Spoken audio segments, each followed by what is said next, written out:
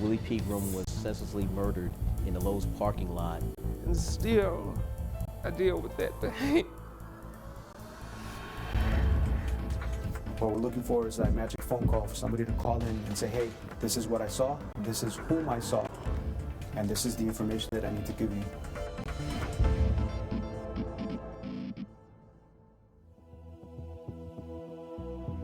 Every year, crimes go unsolved here in Southern California, and loved ones are left waiting. I'm Joy Benedict. As a news reporter, I've covered countless crimes, countless homicides, and I know that sometimes the victims of those crimes are forgotten almost as quickly as the headlines fade. So tonight, on Crime Stoppers Case Files, we take another look at the crimes still lingering unsolved in our community. Let's get right to work.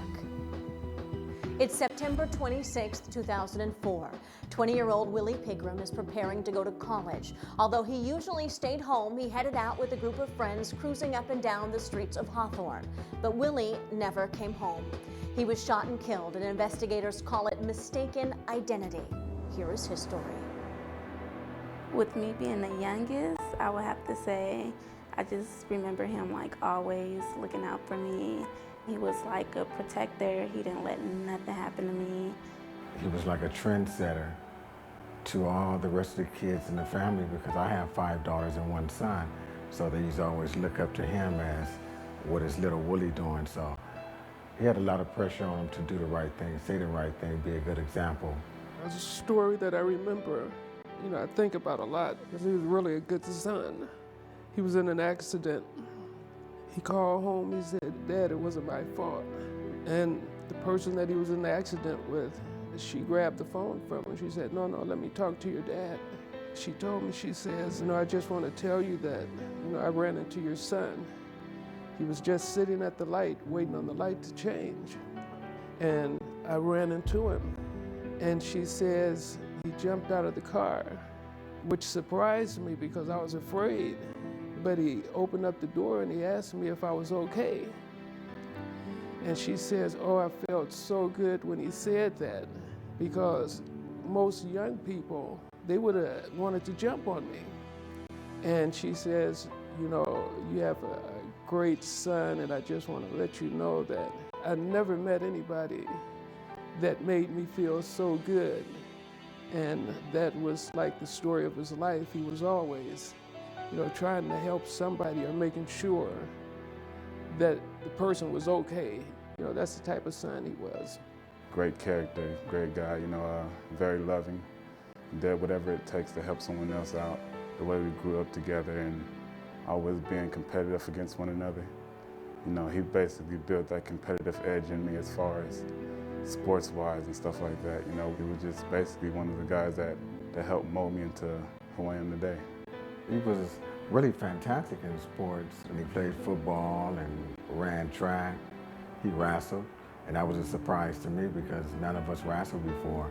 We always thought he was so small and so skinny to wrestle. And like my uncle said, a lot of people did find out that it's not about size in wrestling.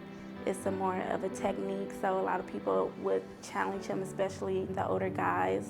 They would challenge him and he would always win. Him being the smallest player, it seemed like on every team, he still stood out as far as personality-wise, character-wise. He coached a lot with my uncle, like Little League baseball, basketball. He went to Cerritos College, played football there. But I more so think that his drive was more so just helping other people out, making sure other people was happy, as well as fixing cars. He was into fixing cars up and putting nice paint jobs on them and, had the nice rims. And he would be the one in the nice car, the loud music, so everybody knew that that was my brother. All the girls liked him. Even after everything happened, everybody was like, surprised it was my brother, being that he was, like I said, lending a helping hand to anybody. He could see somebody walking down the street, he'd give them a ride home. I went to school at USC, and whenever I needed to come home, no matter the time of day, he would always come pick me up, make sure I got home with the family and stuff like that. It was the best day of my life when he was born. My first son. The worst day of my life was when he was killed.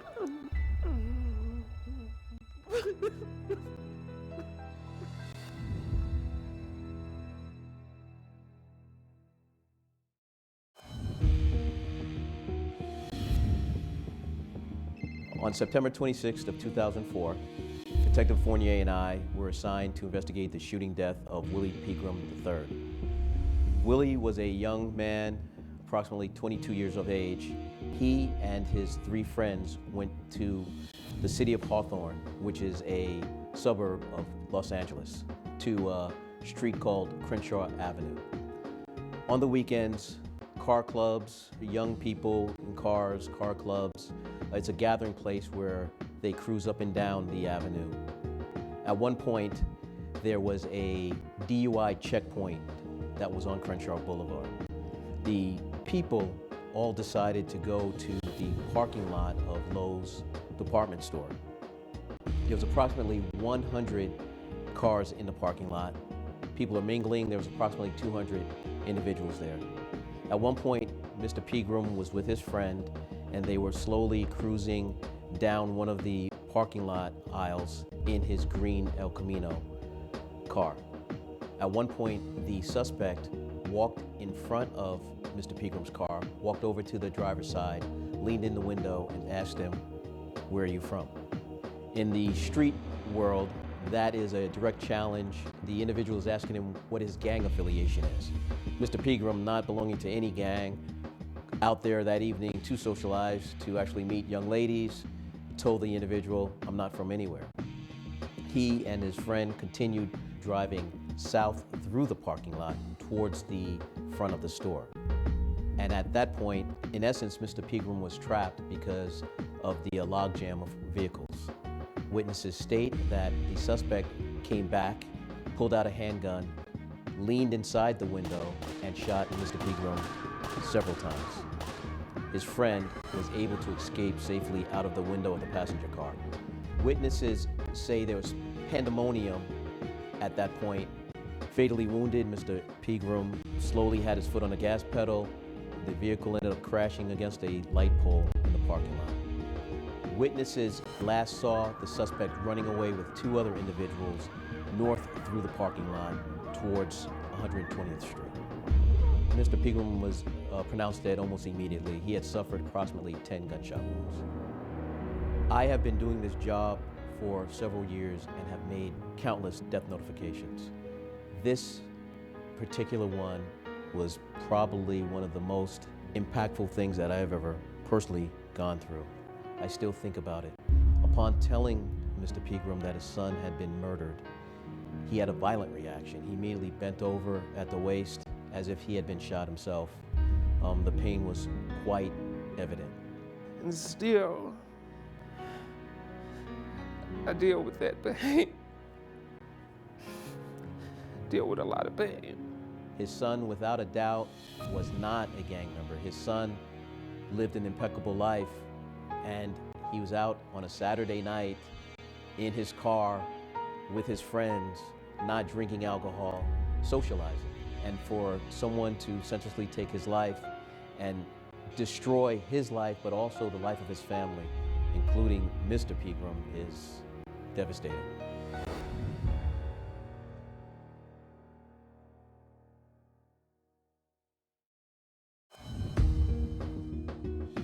On September 26th of 2004, Willie Pigram was senselessly murdered in the Lowe's parking lot after an evening of hanging out with his friends. During the course of the investigation, we learned that approximately 1 week prior, there had been a shooting nearby. In that shooting, the suspects were driving a blue El Camino. Informants that came forth stated to us that this was a case of mistaken identity. Mr. Pigram was in a green El Camino. However, he was young, African American. He fit the profile of what the individuals possibly believed was the suspect.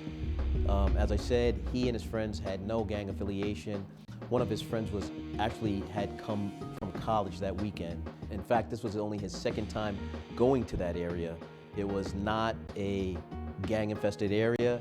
It was not a bad part of town. It was young people getting together and socializing. Since this happened, nothing has been the same, nothing at all. It's just like a hole in my heart. I don't think anybody will ever understand what they've done unless they actually go through it. I mean, it would be a major blessing. I do believe in my Lord Jesus Christ, and I do know that it says that he would never put anything on us that we couldn't handle. You know, I deal with this the best way that I can right now. But it would feel so good to know that, you know, somebody came forth, you know, to get that person off the streets so that he won't break up another home like mine. It just destroyed us. I wouldn't wish this on my worst enemy. It affected us so much that we started doing a barbecue. We needed to do something in remembrance of my nephew, so we started the Will's Day Barbecue. And we've opened it up not just the remembrance of his passing, but the remembrance of others that lost loved ones. My nephew, Darnell Bean, was playing football for the USC during the halftime. I believe that was the Rose Bowl. You know, I saw him on TV. He called me, he told me, hey, I'm going to be on TV. I want you to look. So I said, okay, you know, I'll make sure and watch it. And I'm watching it, and he had a tattoo.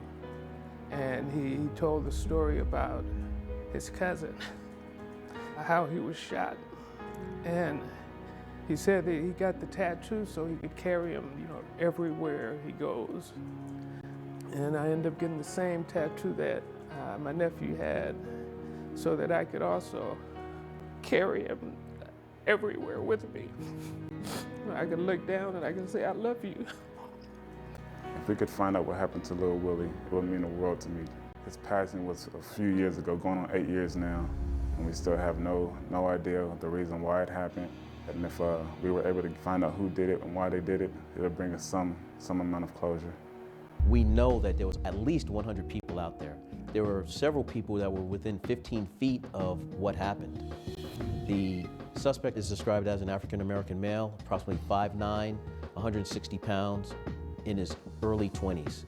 He was wearing a yellow do-rag, and at that time he had one of those NASCAR jackets with M&M figures on it, a very unique looking jacket. With the passage of time, we're hoping that individuals that were there at the scene have now grown up, perhaps they have children of their own, and now they're willing to step forward and tell us what they know about the incident. If anyone has any information that can lead us to the suspects, please notify me, Detective Richard Tomlin, or my partner, Sergeant Luis Nunez, at the LA County Sheriff's Homicide, phone number 323-890-5500. Or you can contact Crime Stoppers. We appreciate any phone calls, and you can remain anonymous. It is quite obvious that Mr. Pigram loved his son deeply, that he lived for his son, and that if there's anything we can do to bring him some type of peace, would be greatly appreciated. Willie Pigram never got to graduate from college. He never got to be a father, and time has not eased his family's pain. So they need your help. If you remember this crime, if you've heard anything since, please call Crime Stoppers. The number is 1-800-222-TIPS, or you can log on to lacrimestoppers.org, where you can learn how to text or even email your tip. It could lead to a cash reward.